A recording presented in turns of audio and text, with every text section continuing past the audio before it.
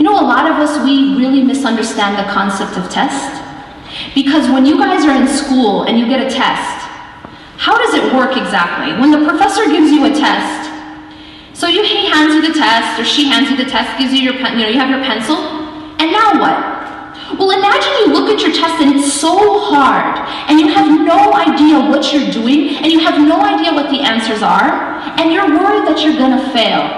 Are you allowed to say, excuse me, professor, I have no idea what I'm doing. Can you come over here and help me? Can you give me all the answers, please? Is that allowed? Easy answer, okay, another quick pop quiz. Answer is no, that's not allowed. That's considered cheating. You're not allowed to do that. Now here's the problem. We hear the word test. God is testing us now. God is testing us.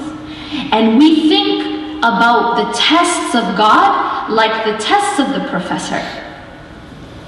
When God gives you a test, meaning something that maybe something difficult that's in your life, or maybe a blessing, because blessings are also tests. But suppose you're going through a hardship.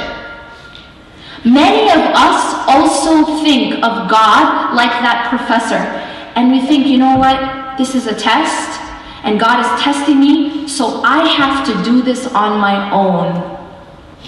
I can't ask for help. I have to do this on my own. And we think that we can't turn to Allah and ask Him for help. And we try to rely on ourselves. But see, Allah is not like a professor. Allah is not giving us tests to see what we can do on our own. You know why? Because the answer actually, the news alert for today, is that we can't do anything on our own. You see? لا حول ولا قوة إلا بالله. There is no change in state, there is no power, no strength, except by God. So if you think that you're going through this test and you're going to do it on your own, that you're okay, you know this, I got this, right? If you think that, then already you have failed.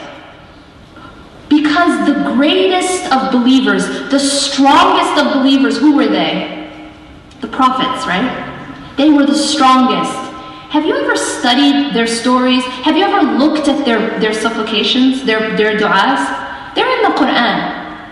Do you understand? If you study what they said, what came out of their mouths when they were going through tests and when they were going through hardships, every single one of them had the exact same theme in their words to God. And that is, for example, Nuh alayhi salam, أَنِّي مَغْلُوبٌ فَانْتَصِرْ. أَنِّي مَغْلُوبٌ فَانْتَصِرْ. I have been overtaken, so give me victory. Adam alayhi salam.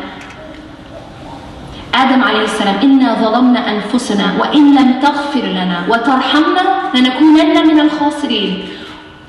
He calls out to God, رَبَّنَا ظَلَمْنَا أَنفُسَنَا. Oh our Lord, we have wronged our own selves. وَإِن لَمْ تَغْفِرْ لَنَا وَتَرْحَمْنَا. And if you do not forgive us and have mercy on us, لَنَكُونَنَّ مِنَ الْخَاسِرِينَ. We indeed will be among the losers. Do you see an attitude of, I got this, right? This like, I'm okay, I got this. It's because I'm a prophet, right? I got this. It's the opposite. It's the opposite. It's complete reliance on God. And the realization that I can't do any of this on my own. And they were the closest to God. So who are we to think that we can do it on our own, right? The Prophet ﷺ, after his hardest time in his life, the year of sadness, when he lost his wife and he lost his uncle in a very short time, close to each other, and then after that he went to Ta'if, the city of Ta'if, and he was treated in a very, very bad way. He was harmed, he was thrown out of the city, and in that state, now given everything he had been through, look at his dua, look up the dua of Ta'if and see how he called out to Allah. His dua, the whole sentiment of the dua is, I dependent on you. That he is telling Allah that he is dependent on Allah. And then he calls out to Allah, and finally, the heart of the dua is he says, if you are not displeased with me, then I don't mind. That's the heart of the dua of Taif. If you are not displeased with me, then I don't mind. Everything he was going through, but his focal point was God, and his dependence was on God. When Yunus alayhi salam was stuck inside of the giant, big fish / whale thing, and he's inside and we're told that it's layers upon layers. Now this isn't just a prison. This is inside of the belly, inside of the ocean, under the night, right? When he's in that situation, think about his reaction. Think about his state. Does he rely on himself and start to figure out, how am I going to break out?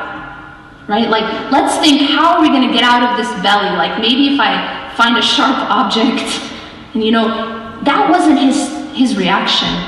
He realized that he had been put in that situation by God, and it was only through God that he could get out.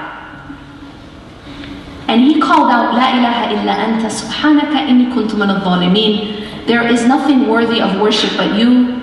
Glory be to you, exalted is you. I was among the wrongdoers.